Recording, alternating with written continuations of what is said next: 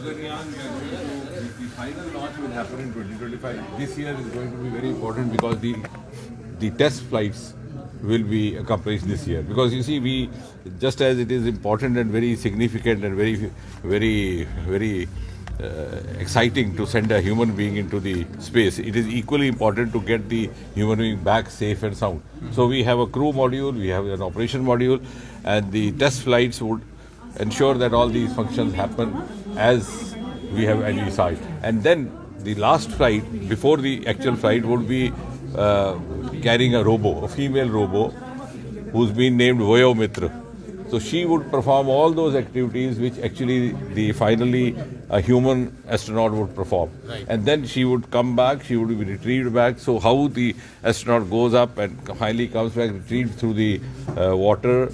And for that activity, the naval guards, the naval forces, the coastal guards, all of them will be put into operation. It's going to be a whole of government approach. And I think it will be somewhere around 2025. And interestingly, the other part to share with you is that around the same time when we have an Indian going into the space in 2025, we would also have an Indian going into the seabed.